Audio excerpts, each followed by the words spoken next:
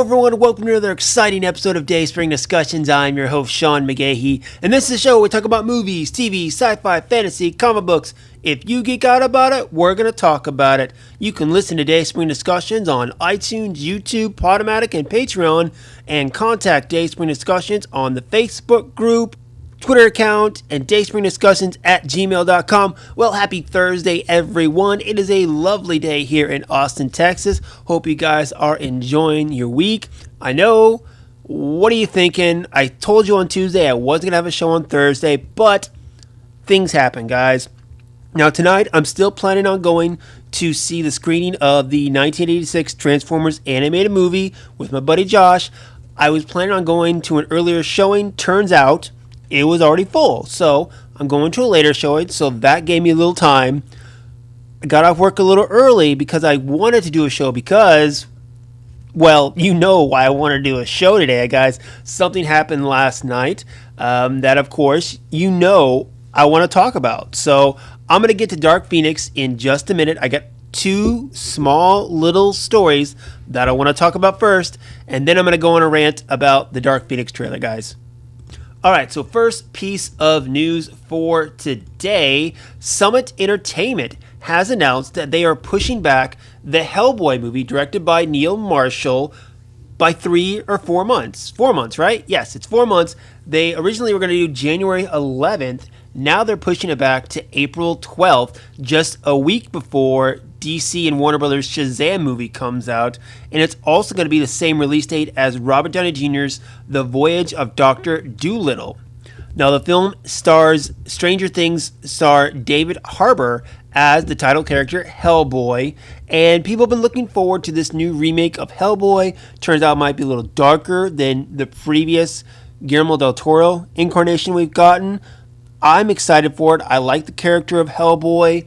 I like the world. I've read quite a bit of Hellboy, not a lot, but enough to where, you know, I enjoy the character. I try to read some comics when I see them. So again, I'm excited for the film and to see what Marshall and Harbour can do with it. To me, this is nothing but good. Every time a film gets pushed back for reshoots or whatever, people are like, "Oh my God, that means it's bad."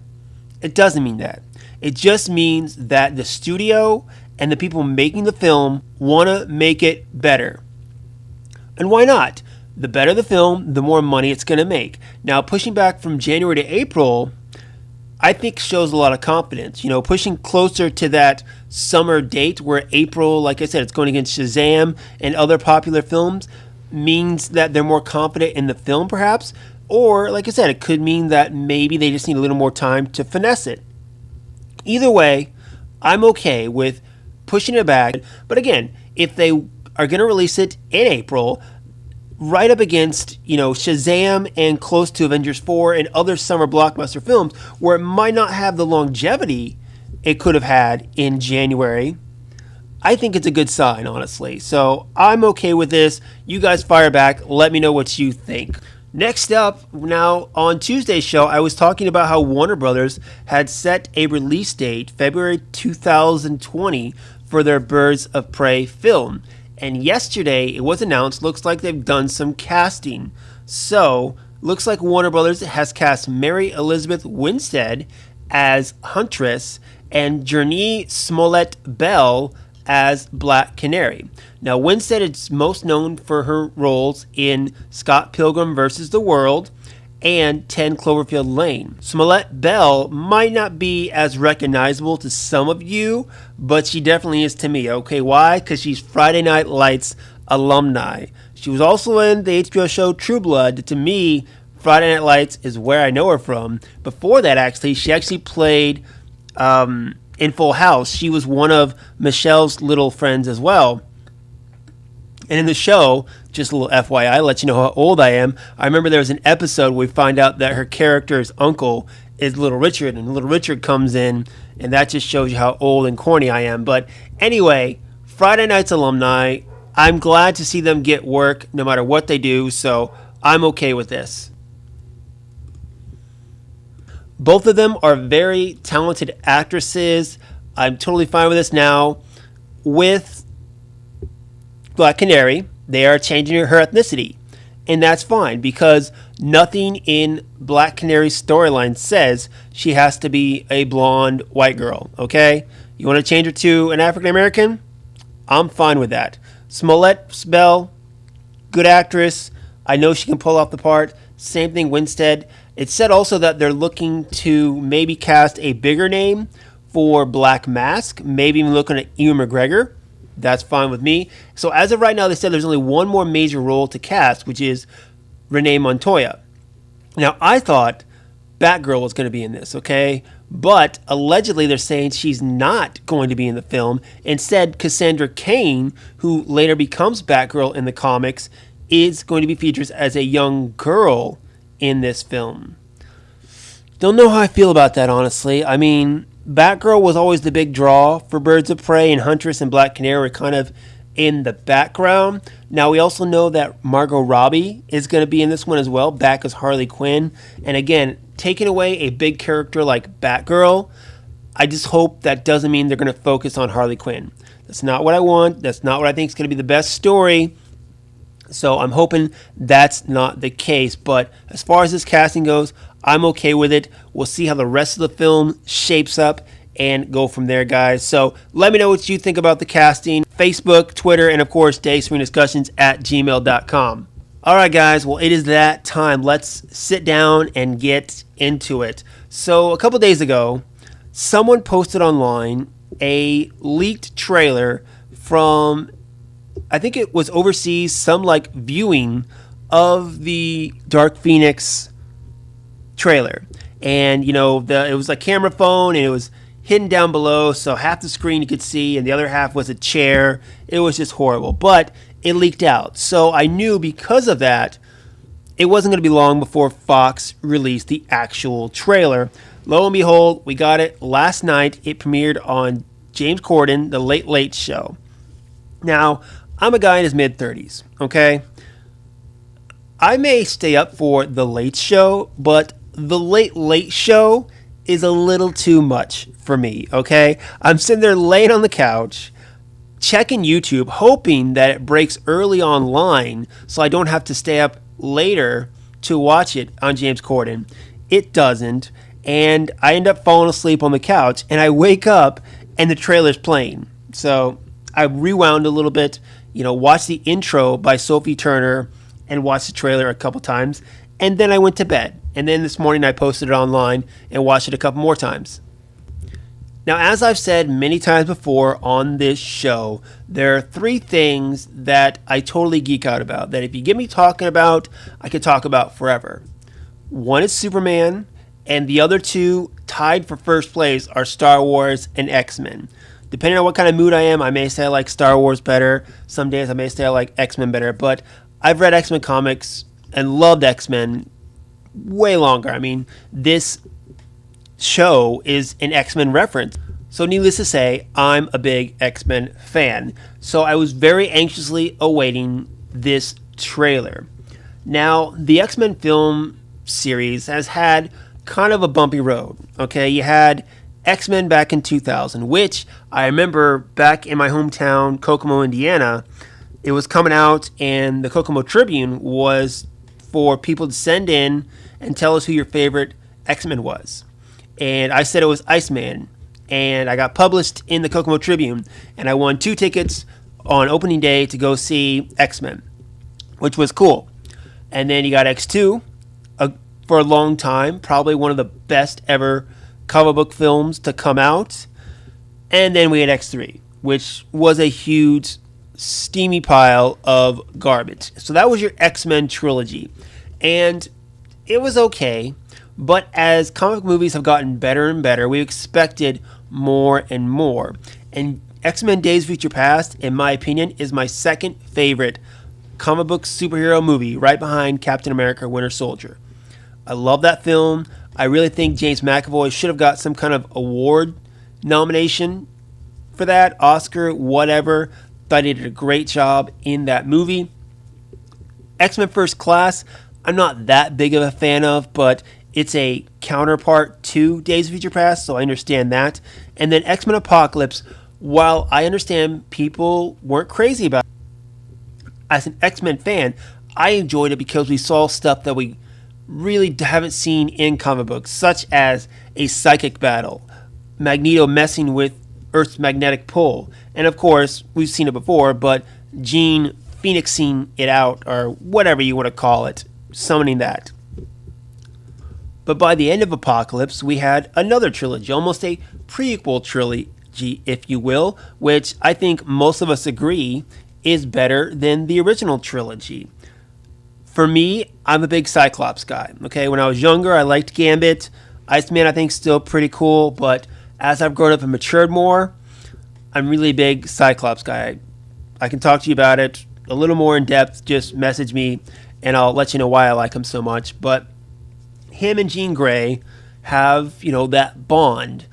Their relationship runs deep. It's really embedded in the X-Men mythology, and the way Cyclops and Jean's relationship has been treated, especially in that first trilogy, really pissed me off. The way Phoenix was treated in that X3 Last Stand, I swear, if I ever meet Brett Ratner one day, I'm going to smack him for that, okay?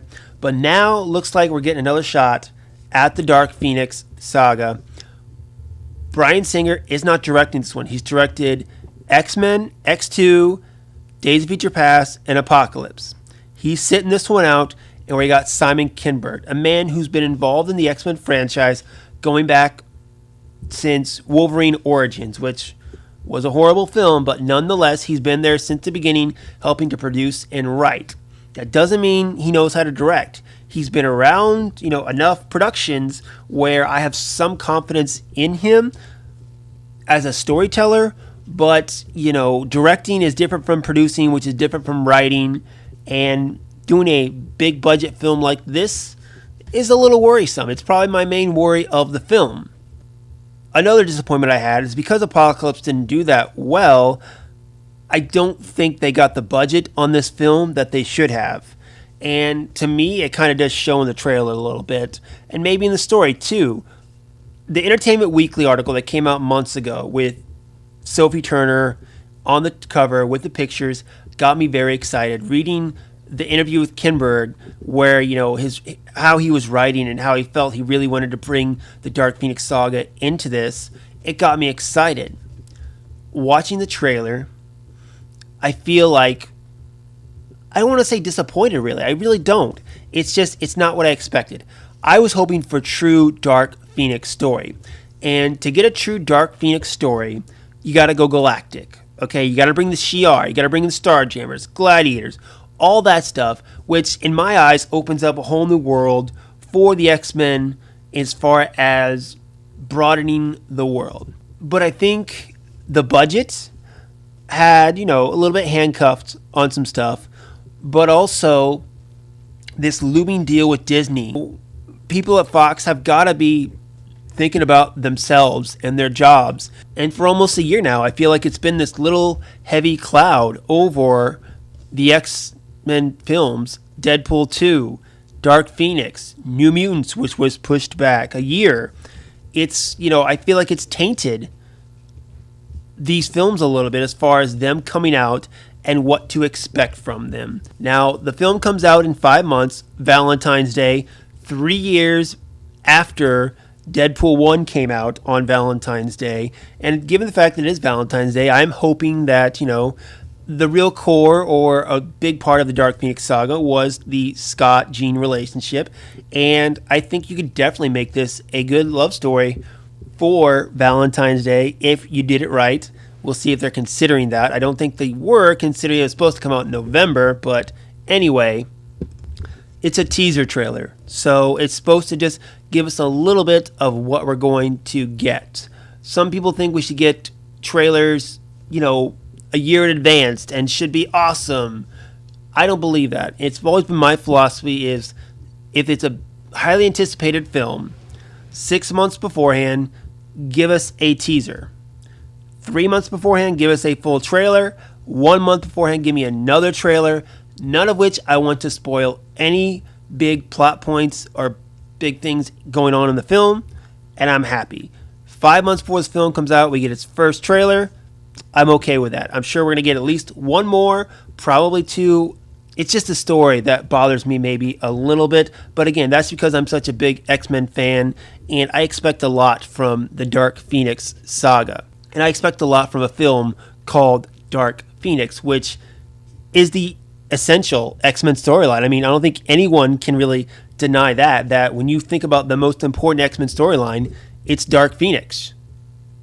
But luckily, we still have the 90s animated cartoon, which I think did a great job interpreting the Phoenix Saga and the Dark Phoenix Saga.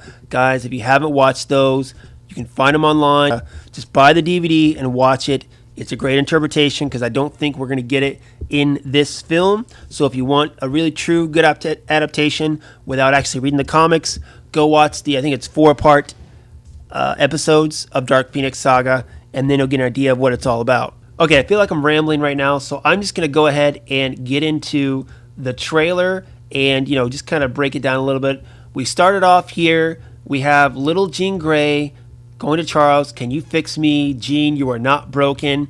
And from what it looks like, Charles does something to Jean that he does in X3. Now, in the X-Men 3 Last Stand, we come to find out that Charles realized Jean's full potential, how powerful she is. In the comics, that was not what happened. What happened was Jean Grey and the X-Men went up into a mission in space, and while trying to safely bring her teammates and friends back to Earth safely, she inhabits a cosmic force known as the Phoenix, which goes inside of her and takes her over. And this cosmic force meshes with Jean's feelings and her emotions and basically goes crazy and is the Dark Phoenix. That's the original storyline. With this, it looks like they're sticking to the movie logic that Charles goes in and handcuffs her full potential. However, we see in the pictures from Entertainment Weekly, we even see pictures from this trailer that she is struck by the Phoenix Force while in space. Now, whether the Phoenix Force, just takes her over and breaks down those barriers that Charles set up, that might be the case. And the thing it looks like that maybe he's trying to protect her from is her parents' death. You have this scene with the car where she looks like Jean might accidentally have used her powers and caused the crash. And maybe that's what Charles did. And then this next shot, we see Jean showing up with Eric or Magneto. Now, it looks like in this, you've got this kind of getaway for mutants, almost like a Genosha type of place, although it's not quite Genosha. But she realizes she can't trust Charles, and she's looking for more answers, looking to explore herself. Then we get to see Jessica Chastain's character. Now, IMDb has her listed as Smith. Now, there is some rumor that she might be some kind of alien force. If they don't go as cosmic as they think they should have, I could see Smith being some kind of government mutant agent, someone who works for the government perhaps, that is a mutant and highly good at taking out other mutants, kind of the sense I am getting. Then we get a shot of other X-Men. We got my boy Scott going through the doors. We get Quicksilver and we get Storm. Now, what's her name? Alexandra Shipp. I really like her. I mean, I didn't think she was great in Apocalypse, but I like her as an actress as I've seen her in other things. I like her hair in this one. Definitely looks good, and I think she can do a good job if, they give her more to do. Ty Sheridan as Cyclops, again, wasn't the Cyclops that I know in Apocalypse, but he's young. This is 10 years later. Maybe he's grown more into becoming the Cyclops that I know. And then, of course, Quicksilver, played by Evan Peters. He's great. I'm sure we'll get another one of those classic Quicksilver scenes in this film. One thing that really gets me, though, is kind of the whole aging with these last couple X-Men movies, because X-Men First Class took place in the 60s.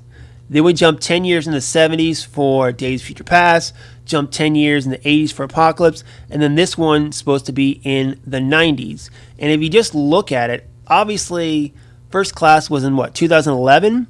And now we're 2018. So only 7 years have passed actually for some of these actors, when really it should be 30 years that have passed in between some of this. I mean, Charles, Magneto, Mystique, they're like in their 20s in First Class, should be in their 30s in Days of Future Past, then in their 40s for Apocalypse. They're supposed to be in their 50s for this film, which I don't think anyone are even near that. I know Jennifer Lawrence isn't anywhere near that. How old is she? Hold on, I'm going to look it up.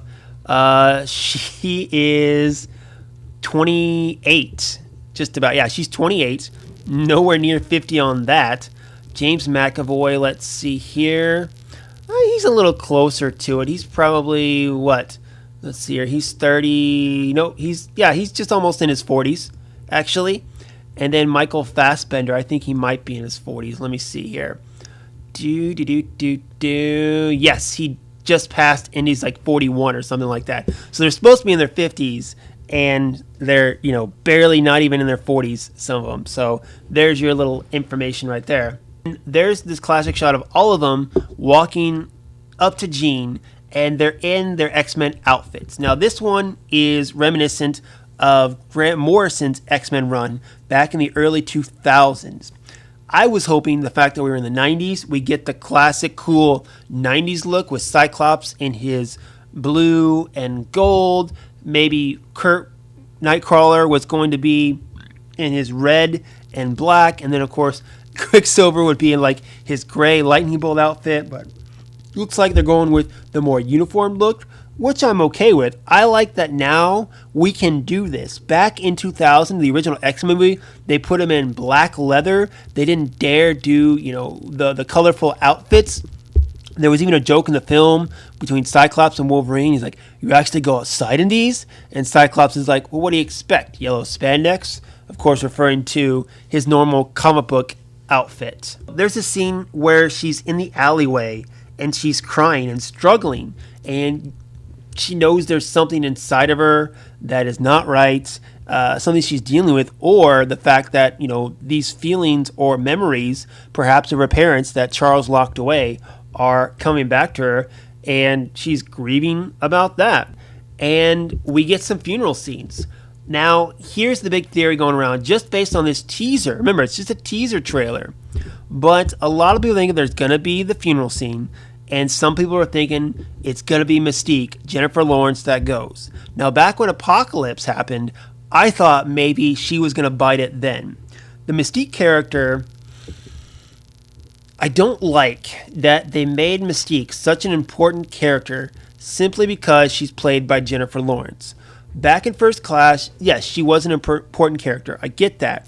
But from then on, after First Class, Jennifer Lawrence became a bigger name, and that's why they kept keeping her as a central part of all of these X-Men films. I don't like that. Not to say I don't like the character that they made in these films, but I don't like that they shaped the story and the character around the actress. And like I said, I thought she was going to die maybe in Apocalypse. It was the end of the prequel trilogy, so it would make sense. But I think she's going to bite it in this one, especially this scene with Hank and Charles, where they're sitting there and Hank smacks the bottle off the table, and he's like, "This is your fault, Charles." It's something, really cool, a really powerful, emotional scene that I can't wait to see. And this other line right here by Magneto, where he's like, "You're always sorry, Charles, and there's always a speech, and nobody cares." This refers to me in the comic books, especially within the last, 15 years or so, where we come to find out that, Charles Xavier isn't the saint that we all think he is. He's done a lot of things that are questionable to keep his X-Men team going. And really, it's had a lot of them turn against him, namely Cyclops, who thought of him as his father figure, who believed in him, and then, kind of learned his dirty little secrets. This is one of them. Perhaps him, setting up those barriers in Jean's mind is a dirty little secret that maybe some of the X-Men can't get through. But I'm still my money that Mystique is going to die, and given the fact that she is a sister to Charles, that's going to hit her hard. It's going to hit Beast hard because he's always been in love with her. And then, of course, there's also connection with Magneto. There we go. Here's a shot of Scott touching Jean's cheek. Again, a big part of the original Dark Phoenix saga was the relationship between Scott and Jean. This is 10 years since X-Men Apocalypse, okay? They're in their 20s. They probably have gotten together, at least I'm hoping they have by then. They've got a deep connection. If you give me that personal, one-of-a-kind psychic bond between them, I'm going to flip out and I'm going to say, yes, that's awesome. Good for you guys. I don't think they are, but that'd be great. And here's a shot here, too, where they're standing in, looks like in a park. And you have Charles, Nightcrawler, Storm, and Scott on one side. And then Magneto, two mutants who I'm not sure who they are, and Beast. I think this is later on in the film. Mystique has died, and Beast is pissed off, and he's joined Magneto. And if you know from previous films, Beast or Hank has never been a fan of Magneto simply because of his relationship with Mystique. And I think, after this happens, he, doesn't trust Charles anymore, and he goes to Magneto and maybe joins Magneto's side, perhaps. We got another scene here at the end where it looks like Jean is absorbing the Phoenix Force. Probably that scene in outer space where she is trying to save her friends and she ends up absorbing it. I don't know. Like I said, maybe the Phoenix is just some kind of cosmic entity that helps break down the barriers that Charles did. But then at the same time, remember, 10 years earlier in Apocalypse, we saw the Phoenix coming out of her. So I don't know what they're doing. I don't know if they're sticking with the X3 where the Phoenix is a multiple personality, or if they're going with the fact that the Phoenix is a separate entity. I just really don't know. And then, of course, this last scene here, we get her with the glowing eyes and her cracks in her skin like it's burning. Her face is almost like about to melt off or something, perhaps. And then the shot Dark Phoenix, where it doesn't say X-Men Dark Phoenix. It says Dark Phoenix, but the X at the end is circled, of course, giving you that X-Men touch. So there you have it, guys. Dark Phoenix trailer, kind of my thoughts about it, shot by shot. And I want to like it. I want to like every movie. But as an X-Men fan, I really want to like it. I really want them to do justice to it. And I'm fine with movies taking liberties from original stories. The Marvel Studio films, the cinematic universe, Captain America Winter Soldier isn't like how it is in the comics. Civil War isn't like how it is in the comics. But you can still get the feel of it. The characters are still true to themselves. Going back to X3, that's what I hated about the film. It didn't feel like an X-Men film. No one was acting like their characters should. I'm very curious how this is going to do, given the fact that, Apocalypse didn't do as well as some people liked, plus the fact this might be just the first X-Men film we get without Hugh Jackman, without Wolverine, actually. Hugh Jackman says he's retired after Logan. He did a brief appearance in Apocalypse, but I don't think we're going to get any Wolverine in this film, which I'm happy about, because as much as I think Wolverine is a good character, I think he's overhyped. I could go into that more, but I won't. But anyway, guys, if you haven't checked out the trailer, I just went through it for you. So go back, rewatch it, and then share your feelings. Come back to me, Facebook group, Twitter account, dayspringdiscussing@gmail.com. Is there something that you picked up on that I missed? I like to do that. I like to watch a trailer or watch something and then go on social media. Not because I want other people to form my opinions for me, but because different people pick up on different things. And there might be an angle to a shot or a story that I might not have thought of. And, it could change my opinion about something, but I'm not looking for someone to give me my opinion. I'm looking for someone, much like a debate, to show me a different way to look at it in a new light. I think of myself as a very open-minded person, and if someone has a problem with something that I like, or vice versa, if they have a reasonable explanation as to why they think differently, I'm okay with that. That's, I try to think I'm a reasonable guy. But Dark Phoenix, coming out, this teaser trailer, it was okay. Didn't get me crazy, but give me the next trailer. Give me more. Show me more. And maybe I'll get more excited. But as an X-Men fan, I want it to be good. That's it. I'm going to go now. Fire back. Let me know what you think. And I will be back with you guys next week. That's it, guys. I'm going to go hopefully work out and get ready to go see Transformers and geek out hard on that. So until next time, may the Force be with us all.